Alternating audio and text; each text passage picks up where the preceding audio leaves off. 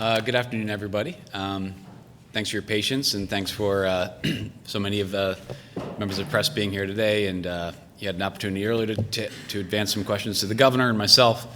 Certainly, this is another forum to do so. Some of these slides may be duplicative from the presentation we provided earlier, so bear with that as well. But let's just jump in. I'm Blake Washington, Director of Division of Budget, and this is a technical briefing. And today I'm joined by Matt Howard, Mark Massaroni, our Deputy Budget Directors for the division. We also have many people in the audience from the division itself, some of our unit chiefs, topical experts. So to the extent that we can't field a question, I'm sure we can. We still have backup plans too from the talented and wonderful staff of the division. So let's just jump right into the fiscal overview. Long story short, the state of New York's economy is strong. The S&P was up over 23% last year. NASDAQ was up 29%. Unemployment remains low at 4.3%. Personal income is projected to grow over the planned period, or up to the throughout the current fiscal year. Inflation rates have been falling, but as we know that, as we said earlier, prices have not fallen commensurately. CPI is projected at 2.8% in the upcoming year. The economy in the state of New York was acutely impacted by the pandemic, and the good news is that as of the spring of 2024, employment has returned to pre-pandemic levels. We have about 400,000 jobs to fill in the state of New York, so persons around the states, throughout the 50 states, should come to New York because we are open for business. Our revenues are strong. We're in a much different place today in our projections than we were 1 year ago. Since a year ago, our tax receipts have increased by $6.5 billion over original projections. And then moving forward with PIT, personal income tax, leading the way, we have our tax receipts in 26 up significantly as well, $4.7 billion. Those are positive variants from prior plans you've seen from the Division of Budget. Onto the budget itself. The budget is the governor's budget is coming in at $252 billion, a 3.6% increase. The budget is comprised of state operating funds. Those are general fund and a variety of fees that we collect on the state side, federal funds and capital funding as well. And as just a more narrow target, a subset of the all fund, state operating fund spending is up 7.9% under the governor's proposal to $144 billion. This budget does not include any income tax increases, but it does include a series of affordability proposals to return $5 billion to taxpayers in the state of New York. First and foremost, we have an inflation refund proposal, $3 billion, impacting 8.6 million taxpayers throughout the state.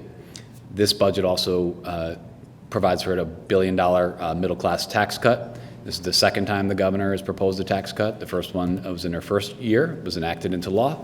This one, if enacted, would be her second, to provide a cumulative benefit of $2.7 billion to middle-class families throughout the state.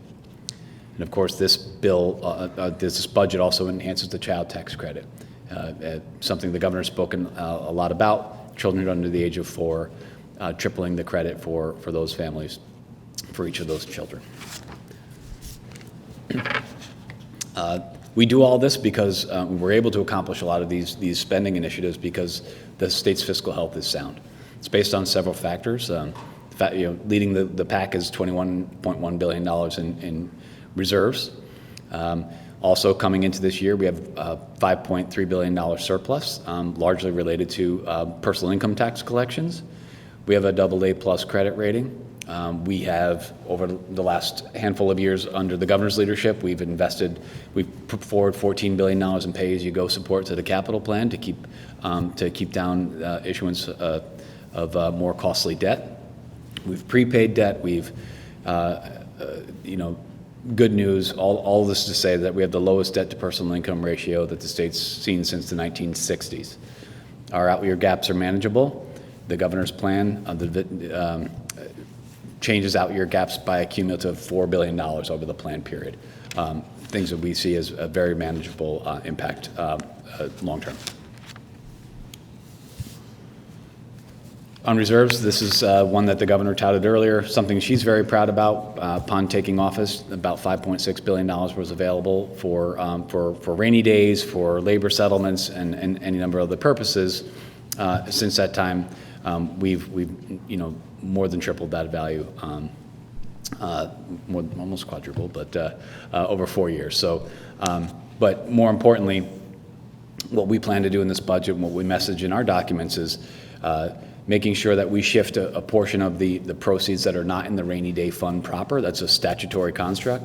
Making sure that other reserves that are not in the statutory reserves are pledged to that to the tune of about $1 billion per year for the next 4 years, conditions permitting. And once it's in the statutory reserves, they're harder to remove. They must be replenished. That's sort of the good housekeeping seal of approval to put it into the rainy day specifically, as opposed to the more flexible other reserves that we have at our disposal. As I mentioned earlier, out-year gaps we believe are manageable. I've been in this building for 25 years. We've seen gaps that are much more substantial than this. Obviously, we always, in the division of budget, watch these numbers tightly. We make sure that that these do not get out of hand. We view these as manageable. We will work throughout the upcoming year to make sure that when we do arrive at fiscal year 27, that's next year, we'll try to push down that gap as much as we can just through sound fiscal management, and then taking gaps into the future down a bit as well. Our state operating fund growth that I mentioned earlier, there are some major cost drivers. Number one is the Medicaid program. Our growth is largely driven by sustained high levels of enrollment. We have prior year expansions of benefits and increased reimbursement rates. We also, in this 14%, have receipts attributable to an MCO tax that was enacted in last year's budget. Leveraging a federal share, spending reinvesting in the health sector to make necessary investments there. The MCO tax itself is we will ultimately pledge, we'll talk a bit later, for, among other things, an offset to general fund spending. School aid itself is up 4.7%, fully funding the foundation aid formula. So when we look at, many of you saw this slide earlier today, when you look at Medicaid, the Essential Plan, and the Child Health Plus program, nearly half of the state's population takes advantage of a publicly supported health plan, something we're very happy to have. We want to have a healthy citizenry, but also when people are insured, when they present to hospitals or to clinics, that care does not go uncompensated. So it's important to have a robust level of insurance penetration in the state of New York between this and commercial. These are numbers we're very proud of, but when you look at it, approximately 9 million people on some form of publicly supported health insurance plan in the state of New York. Our plan is $35.4 billion, a $4.3 billion increase year over year, largely driven by high enrollment. I mentioned this earlier that post-pandemic we have approximately 900,000 persons on the Medicaid program that were not on the program prior to the pandemic. They've remained. We've encouraged people to remain on Medicaid. Many other states, did not do outreach. They encouraged people to fall off the rolls. This governor said, let's keep people on because she believes that providing health care is essential to all in all parts of the state. Some of the bigger cost drivers under the hood here would be, in addition to enrollment, sort of mainstream enrollment, we also have elevated enrollment in the managed long-term care program, increased spending in pharmacy, and if you were to take out of this number, the $4.3 billion, you would have basically an 11.5% growth year over year if you removed the impact of the MCO tax. The MCO tax or MCO assessment will generate $3.7 billion over 2 years. And what we're going to do on the state side is we're going to reinvest most of those dollars. As I said earlier, foremost, we're going to take an offset to state spending and to the amount of $500 million in the upcoming fiscal year and the following. Again, going back to the previous slide where we're spending over $4 billion year over year, we're going to use MCO tax revenues to use federal aid essentially to support the growth in the program. But we're also going to put resources towards hospitals and nursing homes. We are providing necessary rate adjustments for those sectors because it's not enough just to fuel the Medicaid growth. These institutions have cost pressures. They have inflationary pressures. So providing some level of state assistance to help them to meet those challenges of increased spending is exactly what this targeted investment would do. We also have an expansion of the safety net transformation program, something that we started last year through what we call Part S in the enacted budget, in the health and mental hygiene budget. And this it really just encourages strong systems to work with ones that are less so, to grow their ways out of the challenges that we're seeing so dramatically throughout the safety net platform in the state of New York in all corners. We have issues certainly in the city that are well documented in the city of New York, but then you see a lot in our rural settings and in upstate cities for sure. So these funds help to incentivize better collaboration and ultimately drive down state costs for providing subsidies to keep the doors open when the costs are not aligned.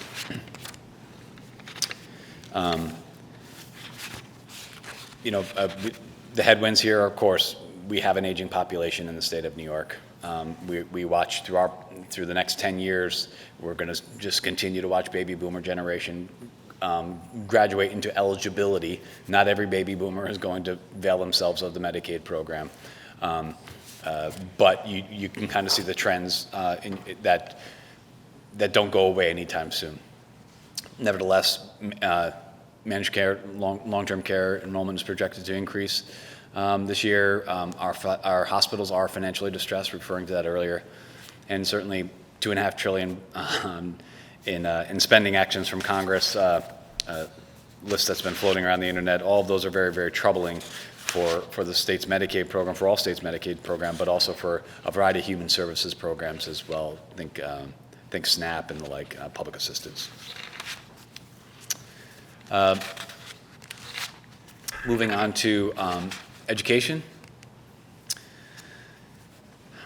The executive budget provides $37.4 billion in total school aid funding. It's a $1.7 billion increase over last year. That's, of course, the highest level in state history.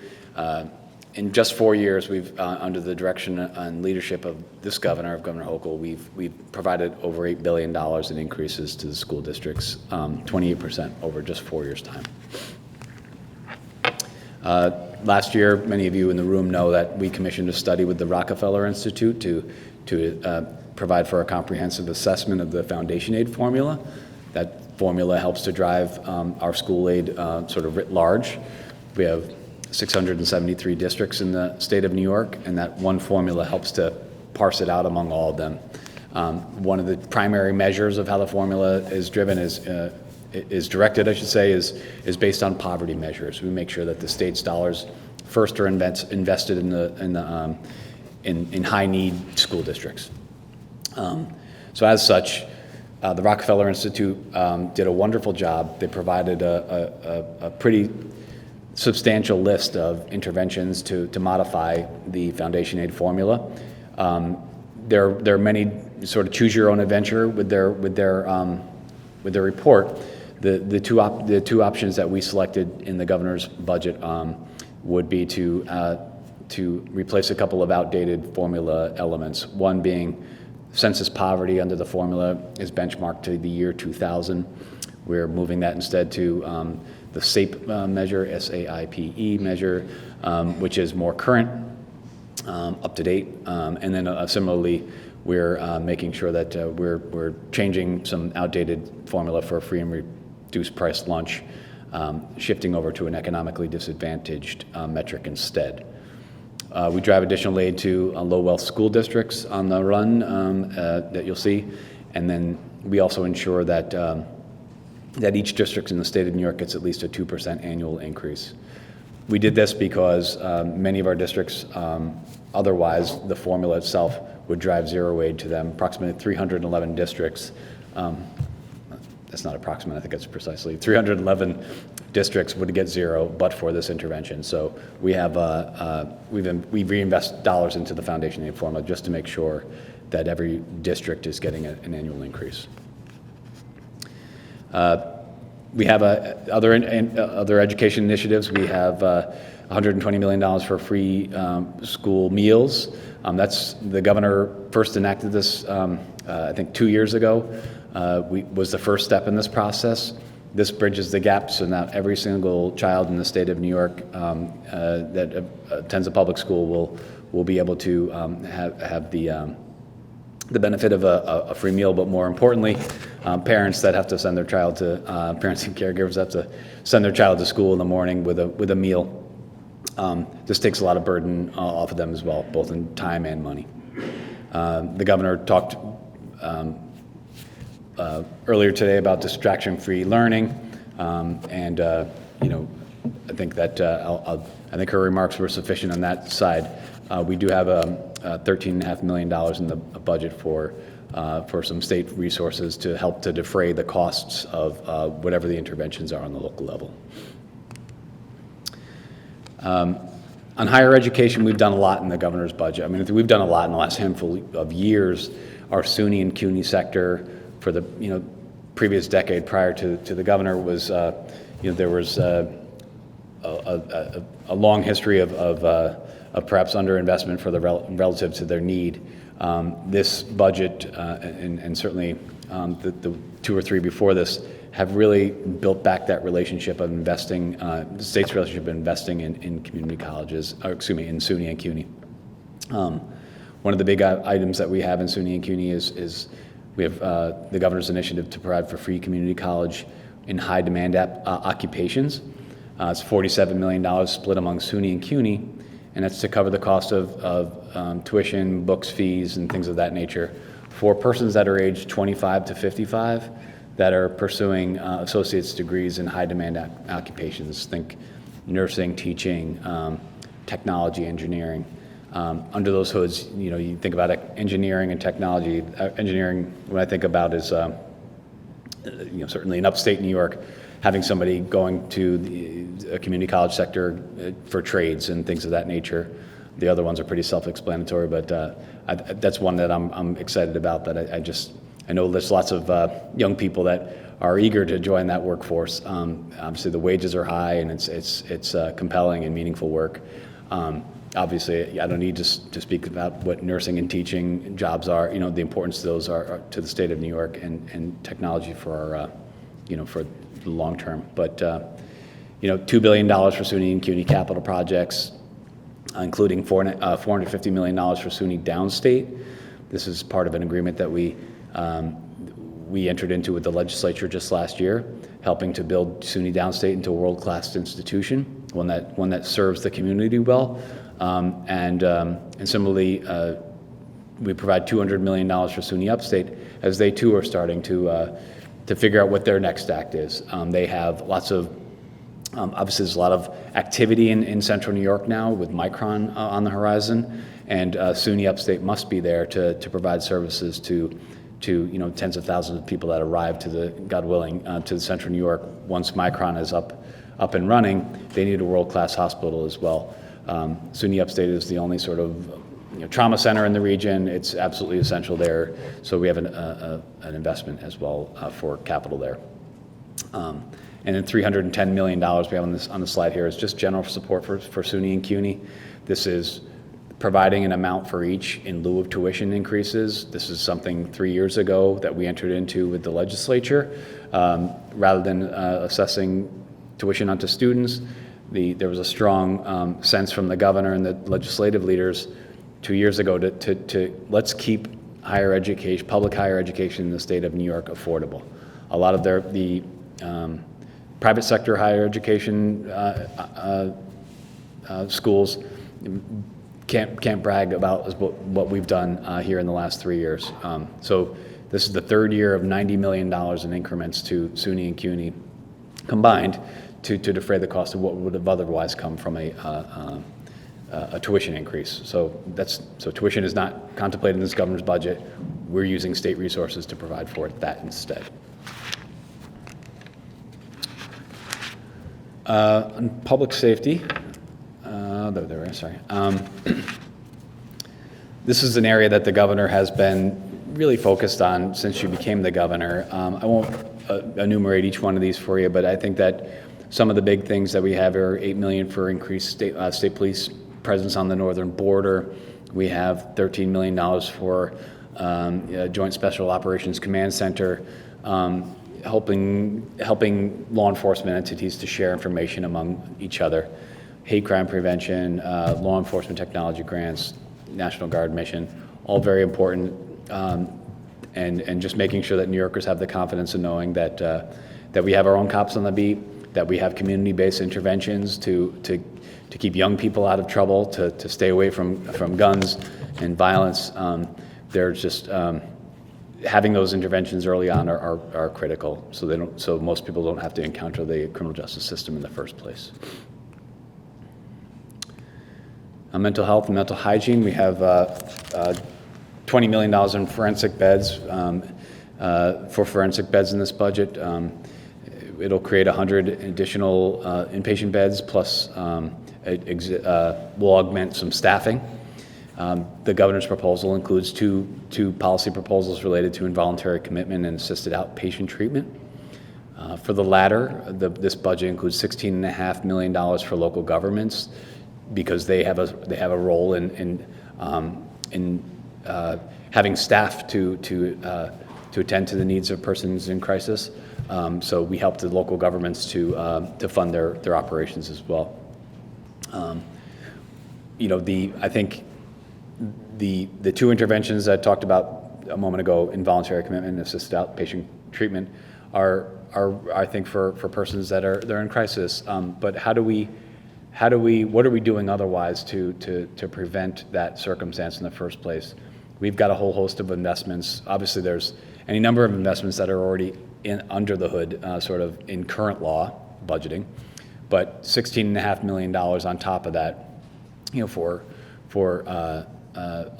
for new crisis units right here in Albany at the CDPC. We have peer-led services. We've got maternal mental health investments under that $16.5 million.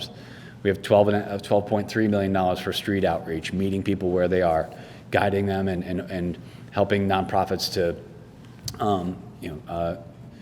get people appropriate care before they're in crisis. $10 million for clubhouses, a successful model to link people to safe spaces where they can receive treatment and in dignity and get and be respected when they're receiving care, and a whole host of other investments that I talked about, the $16 million.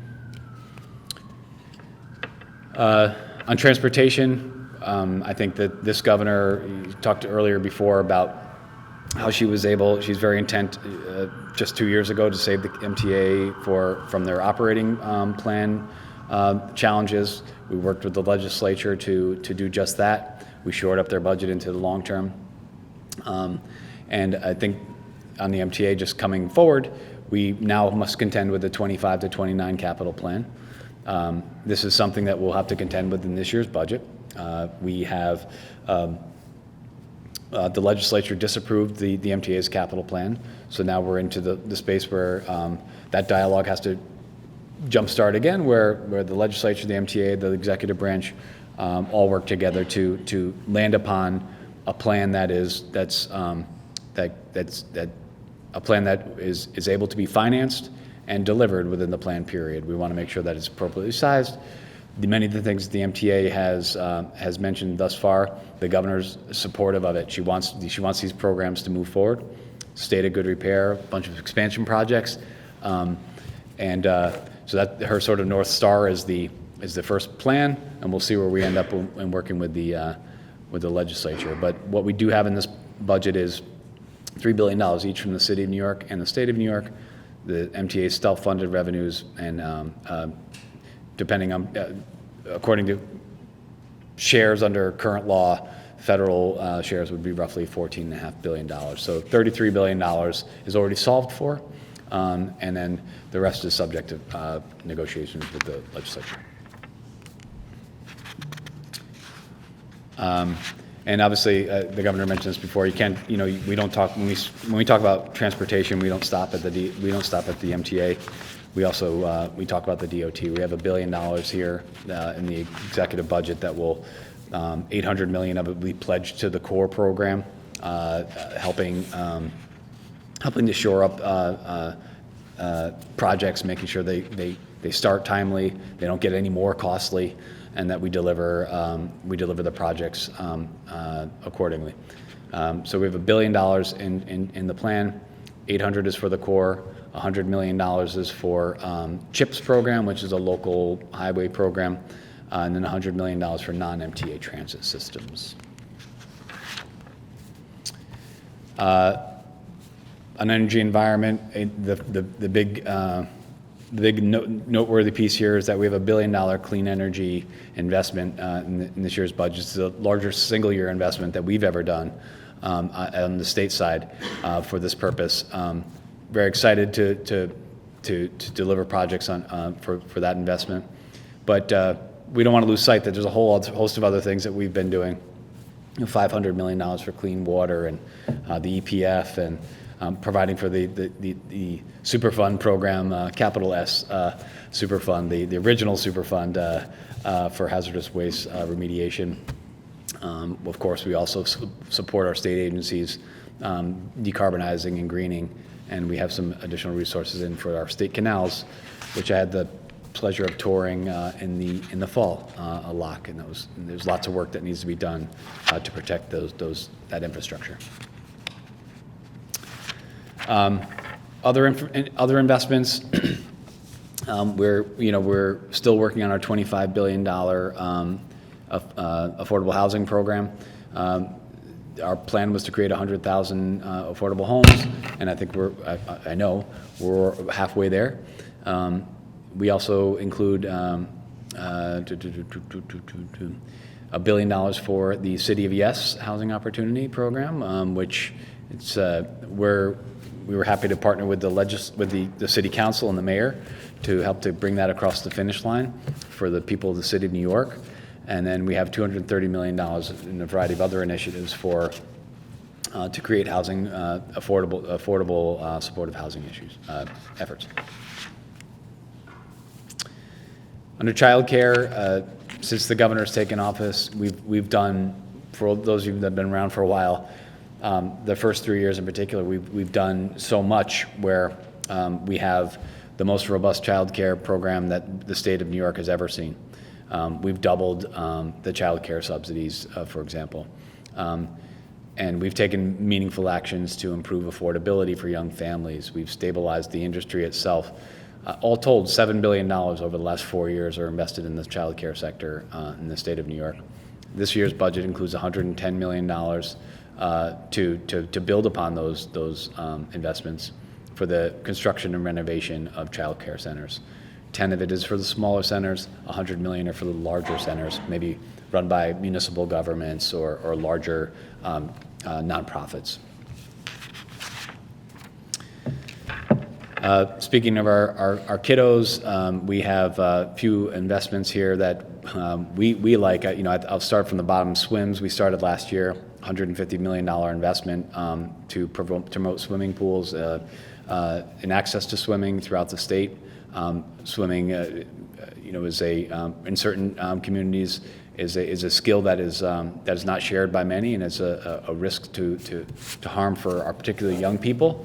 And so to broaden this program further this year, adding another $50 million is absolutely, we're very excited about it because we know the transformative impact of this type of recreation on the local level. We have $68 million for what we call New York Plays, which is, our team is wonderful. places for learning, activity, and youth socialization. And that's for, community centers that's for playgrounds. And then we have New York Bricks, and again, our creative people build recreational infrastructure for communities, kids, and seniors. And those are, community-centered institutions. Economic development, lots of acronyms here. I won't pronounce them all. I think you all know them. I won't have to do like I just did with Bricks and Swims. But starting up, we have to begin, because startup is another acronym, as some of you are in the room are painfully aware of. Power Up is a program that is going to provide power-ready sites for advanced manufacturing and other development. So oftentimes when businesses confront the state of New York, they say, well, I would love to be there, but I can't get power to my site. Can you help me with that? $300 million for Power Up will do just that through ESD.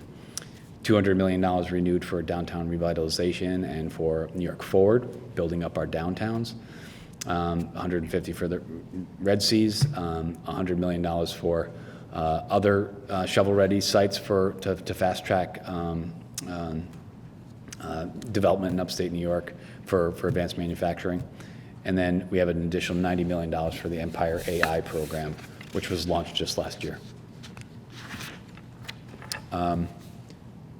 As a resident of the city of Albany, this one is an item that I'm very excited to see. $400 million is in the governor's budget for the City of Albany Rescue Plan. $200 million of that will be for economic development projects to spur growth and development in this downtown corridor, sort of in this radius sort of around the Capitol building here, but going down State Street, engaging consultants, trying to choose exactly what are the right projects for the moment. How do we get young people to remain here in the city of Albany, not move out to the suburbs? How do we get people to come into the city of Albany and spend money and then maybe go back to the suburbs if that's where they live? How do we get people to just use the city of Albany and appreciate it better than they do today? I love the place, but this $200 million will help to catalyze more people to come in and enjoy the city that I know. It'll also include $150 million for the State Museum. Many of us have been there. Renovating the State Museum into a world-class center where all of our children could enjoy the space is something that the governor is focused on. I think that it's long overdue. We have support for the reimagining of 787. This governor has done a lot to reconnect communities. Think about I-81 in Saratoga, not Saratoga, in Syracuse. Taking out roadways that previously split disadvantaged communities, and reconnecting communities. Also think about the Kensington Highway up in Buffalo, doing the same thing here in 787. It's there's a lot of community engagement to bring people back to the waterfront and also to get rid of some of the highways there. Some other moves to in the Empire State Plaza, some modest things. One other capital investment not involving the city of Albany is that we also have a $30 million investment in the state fairgrounds, just improving their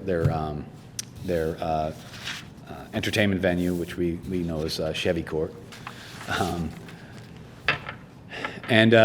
With that, I think I can stop talking. There are, you've seen a lot of these, so obviously there's a little bit of repetitive stuff there. And obviously, I hope that you were able to access our documents on DOB's website.